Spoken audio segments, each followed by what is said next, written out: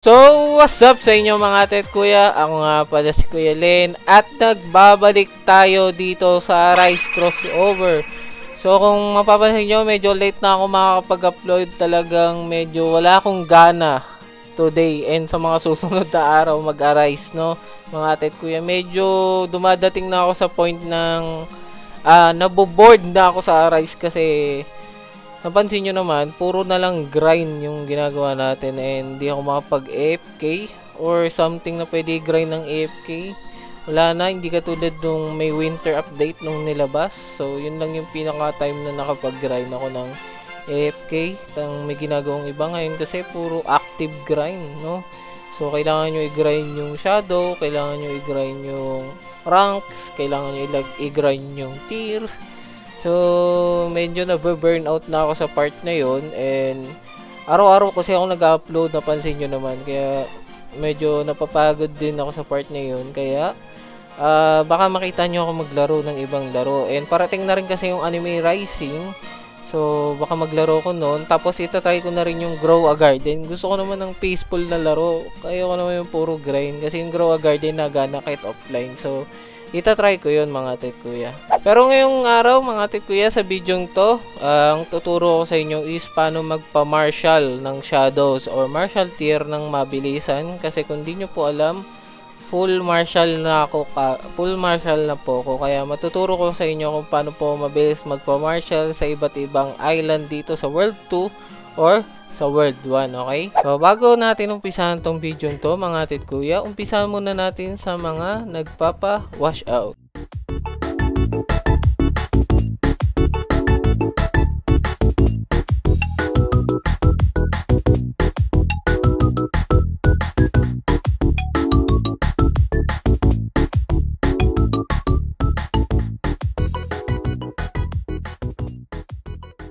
Okay, simulan na natin itong video to. So, ang unang-unang yung dapat gawin mga tit kuya is tanggalin lahat ng titles, okay, na damage or shadow level nyo and relics na meron pong shadow level o shadow damage. Kailangan wala po kayong suot as much as possible. Pwede kayo magsuot, siguro yung drop chance, wala naman magagawa yan. Or basta magsuot kayo ng any relic or walang relic maliban sa shadow level or shadow boost kasi nakaka-apekto po yan sa pag-grind ninyo, okay? Kailangan wala pong suot.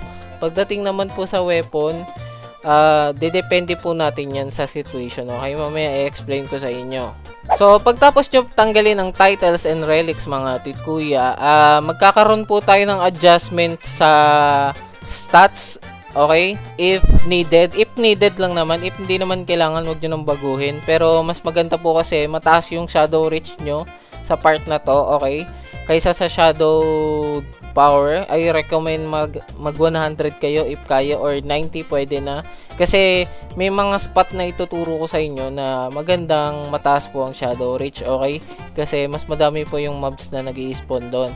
So yung shadow power nyo, itatansyan nyo yun kapag masyadong mataas or masyadong mababa kasi nakadepende po yun sa HP ng kakalabanin ninyo, okay? So, maganda meron kayong nakatabing tickets in case na kailangan nyong mag-swap ng player stats, okay? Ngayon, pagkatapos nyo po tanggalin ang relics and titles and yung stats ninyo, wag nyo munang galawin yung stats, okay? Yung lang muna, relics and titles. Check nyo po yung shadows ninyo. Check nyo yung average damage o yung pinaka pare-parehong damage ng lahat ng shadow nyo. Kunyari, sabihin natin nasa 100 SX lahat, okay? O kaya nasa 120 SX pataas ang damage ng shadows ninyo. Ngayon, pag na-compare nyo na po yun, pag nakita nyo na po kung ano yung pinaka-average damage nila or kung ano yung pagkakapare-pareho nilang damage, hahanap kayo ng NPC or sabihin nating bots or NPC na kayang mag-take nung damage na yung example nito ni Joker, meron siyang 2 SP. So, ngayon, yung 100 SX kasi, kayang-kaya i-take ni Joker. Makaka-hit po lahat ng shadow ko bago siya mamatay. So, nakita nyo, naka-hit lahat.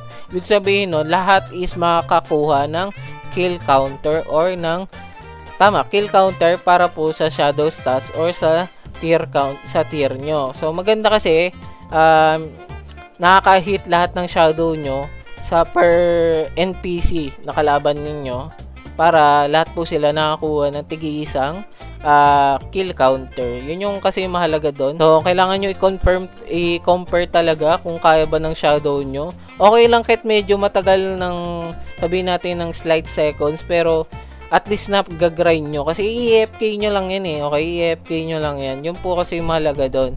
So, kaya pinatanggal ko sa inyo yung relics ninyo or pinapalitan ko ng ibang relics and titles nyo para makita nyo yung base damage ng mga shadow nyo and makompare nyo po sa mga NPC na available sa inyo. Okay? So, ito ngayon, yung mga ituturo ko sa inyo. Kunyari, meron na kayong Dad Monarch na N+, kasi nag-grind po kayo nung may 2 times Arise event. So, magandang spot po is yung dito. Okay? Kita nyo to, meron po kasi ditong 1, 2, 3, 4, 5. Tama? 6 ata. 6. So, meron ditong 6 Joker. Okay? Abot po to ng 100 reach. Basta tatayo kayo dito. Kita nyo to? Basta kita nyo to parang may shadow na 2 puno. Tayo lang po kayo dito. Kahit saan naman dyan. Maabot po yan. Okay? Maabot yan. O, kita nyo? Abot ko yung nasa dulo. And abot ko po yung nasa dulo. So, hindi po nila nawa-one-shot ng mga shadow yan. Okay? Pero lahat sila kapag nakapag-hit na is nagkakaroon ng kill counter. So, ito yung isang sa magandang spot kapag medyo mataas yung DPS ng shadow ninyo. Kapag 100 pataas na SX. 100 SX pataas ha. So, pwede kayo dito mag-grind. Okay? Tambay lang kayo dito. Tapos, pwede nyo pong patayin yung mga shadow. Basta ano, ang reach nyo po dito is nasa 100 is pwede na po kayo dito, okay? So, yung next spot naman dito mga titkuya is maganda kapag meron kayong 50 SX below or mas maganda 25 SX below kasi ang buhay lang po ni Gato is nasa 160 SX to 170. So, baka ma-one hit ng ibang shadow nyo, lalo-lalo na nung malalakas nyo. So, maganda dito kapag meron kayong mga 25 SX below. Okay? Tayo lang din kayo dito sa gitna and mapapatay na po lahat yan ng shadow nyo. 100 reach lang din po yung kailangan and ang mapapatay yung NPC dito is 1, 2, 3, 4, 5. Alam ba? 1, 2, 3, 4, 5, 6, 7. So, 7 NPC po yung pwede nyong patayin dito. Okay? So, 7 kills yon kada ilang bilis lang mag-grind. Okay? So, kailangan meron kayong 100 reach kung gusto nyo dito. And ang damage dapat ng shadow nyo is nasa below 25 SX. Pwede rin naman siguro 50, 30. Basta wag lalagpas siguro ng 50 SX yung base damage. Pwede kayo dito. So, para naman sa may mga 10 SX, okay, 10 SX below na base damage, okay, base damage ng mga shadow. So, pwede kayo dito sa Hunter mga kuya. 100 reach maganda rin po. Ang mapapatay po na shadows is 1, 2, 3, 4, 5, 6. So, 6 shadow. Tama, 1, 2, 3, 4, 5, 6. So, 6 shadows. 2 brute. Ay, 3 brute. Tapos, 3 maliliit na NPC yung pwede nyo mapatay dito. Okay? So, maliliit lang kasi yung buhay ng small NPC dito. Nasa 7. Kaya, 10xx below. So, pwede po kayo mag-grind dito. Yung mga brute naman na is 1 SP. So, okay lang yan kung full team naman kayo. Kayang-kaya nyo yan. Okay? Hindi po yung matagal. Sadit lang yan. So, pwede kayo dito if mababa pa rin yung damage ninyo para lang makapag-grind kayo ng tier. Okay? So, dito naman, mga titkuya, sa Dragon meron din. Okay? Kaso, sobrang baba dapat talaga ng damage ninyo pag kailangan dito. So, ang marerecommend ko lang dito kapag meron kayong isang shadow na gusto nyong palakasin lang. Okay? Kasi kapag max tier na po or napamarshal nyo na yung mga unit ninyo, i-equip nyo naman. Okay? Huwag nyong i-equip. I-equip nyo na sila. Okay? Kapag magda-dungeon kayo, huwag nyo na sila equip, hayaan nyo na para yung ibang units nyo naman yung makapag-grind ng shadow, stats, or tier. Basta pag martial na, pag meron na kayong martial, unequip. Pag martial na ulit, unequip. Hanggang sa maubos po sila po unti-unti, okay? Dito sa Dragon, tayo lang kayo. Sundan nyo lang tong line na to. Ito, yung dulo nitong lupang to. Tapos, lakad kayo papunta dito. Sa gitna, dyan, dito lang kayo. Tapos, 8 NPC yung maabot, okay? 8 NPC po yung maabot ninyo pag nandito. So, maganda lang to kapag meron kayong isang shadow na gusto nyong mapa Marshall para solo niya yung 8 NPC. Pwede rin. Maganda rin dito, 'di ba? So, tuturo ko lang yung bawat island pero hindi lahat ng island merong magagandang spot talaga. So, dito naman mga tit kuya, ito yung last island na tuturo ko sa inyo kasi dito ako nag-grind nung isa na lang yung pinapa-marshal ko kung saan sa Lucky Kingdom po to sa World 1, okay? Tignan nyo naman, dikit-dikit po lahat ng NPC dito. So, nasa 10 to 12 ata ang NPC dito na maabot nyo. So, kung mag-grind kayo dito, sulit na sulit, okay? Talagang masusulit nyo yung pag-grind dito kasi dikit-dikit po lahat ng mga NPC dito, okay? So, marirecommend ko lang mag-grind kayo dito if meron kayong isang kailangan ipa-marshal. Pwede rin naman isa-isa nyong ipa-marshal, dito nyo i-grind. So, pwede ko recommend yun kung ayaw nyo nung sabay-sabay. Yung sa Nen City kasi, maganda lang yun kapag gusto nyo rin mag-grind ng gems, okay? Maganda din siya doon kasi yung, kunyari, kailangan nyo ng gems pang donation sa guild. So, maganda yun. Pero kung di nyo naman kailangan, dito, pwede nyo gawin to, pa isa-isa nga lang, okay? Pa isa-isa lang. Yan lang yung downside niya, pero mas madami pong NPC na mapapatay. Kita nyo naman. Okay, ang dami nyo kaagad mapapatay. So, tandaan nyo mga tit kuya, hindi ko nakalimutan ko sabihin ng umpisa, kailangan nyo po ng instant destroy, okay, na game pass. Kapag wala po kayo yan, saan ba yung instant destroy? Ayan, yung instant destroy, 449 tickets. So, kailangan nyo yan. If gusto nyong masira kagad yung mga NPC, tsaka mag-respawn kagad. Kasi kapag wala kayong instant destroy, ang mangyari po gento. Okay, kita nyo? Hindi po kagad sila nagdi-despawn and nagkakaroon pa sila ng timer bago mag-despawn. Kaya, hindi nyo kagad mapapa-respawn ng mabilisan. Kaya kailangan nyo po ng instant destroy para hindi nyo na kailangan lumapit, na de-destroy na lang sila automatically kapag nakalagay sila dito sa index ninyo, okay? Isa-set nyo muna sa index, okay, para ma-instant destroy nyo. Kailangan na-arise nyo muna, tapos i-cross out nyo na lang sa auto-destroy, then gagana na yun, okay? So, yun pala yung isa sa pinakamahalaga, kailangan nyo ng instant destroy para gumana tong method na to. Kasi kung wala, abutin kayo ng siyam-siyam mga tit kuya.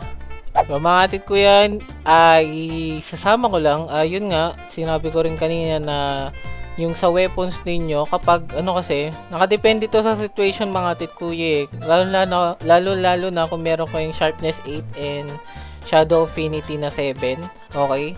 Kasi, kunyari, kulang kayo ng damage ng konting-konti lang, pwede po kayo mag-equip ng weapon na merong sharpness 8 and shadow affinity na 7. If sa tingin nyo, sobra naman ng konti yung damage ninyo, pwede nyo i-unequip, okay? Para mas mabawasan pa po yung damage ng shadow ninyo. Kita nyo naman, nabawasan, diba? 113 SX na lang sila, tapos pag in-equip ko, equip natin. Okay, nagiging 123. So, 10 SX din yung nadagdag. So, malaking impact pa rin yun pagdating sa pag-grind nyo. Lalo na kung sakto lang yung HP ng mga monster or NPC na ginagrind ninyo. Okay? Kaya, nakadepende yan kung anong ginagrind nyo. So, check nyo muna yung damage ninyo check nyo muna yung HP. Okay, nawala na ako ng internet. Check nyo muna yung HP ng NPC sa kanyo i-try equip or unequip yung weapon.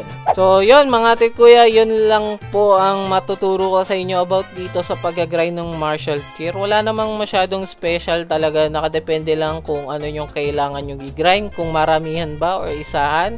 And maraming island talaga na pwede nyong pag-grindan, pero marirecommend ko talaga is yung Lucky, if kailangan nyo mabilisan kasi madaming NPC na dikit-dikit po dito. So, pwede kayo mag-nen if need nyo ng gems. I-grind nyo yung kay Joker na spot, okay?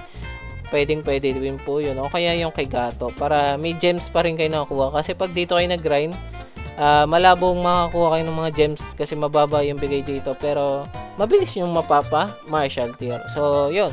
I hope pinatutunan kayo mga tit kuya. Magpapahinga muna talaga ako sa Arise kasi may parating ng anime rising masyado nang bumababa ang players ng Arise, no? So, wala kasing ka-event na nilalabas. Talagang nakaka-boring na talaga mag-grind, no? Nakaka-burnout. Na-burnout din ako. Yun, so, kaya lalaro muna siguro ako ng iba mga tit kuya, baka mag-grow a garden ako. Pero tuturo ko pa rin sa inyo kung paano mag-grind ng mga potion, huwag kayong mag-alala.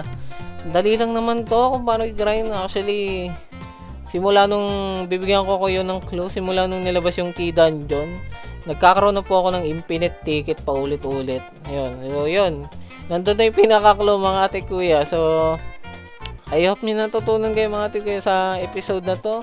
At huwag nyo pong kakalimutan mag-like and subscribe and hit yung notification bell para updated po kayo sa mga next videos natin mga ate kuya. So, hanggang dito na lang po ako mga ate kuya. Ingat kayo palagi and God bless po sa inyo.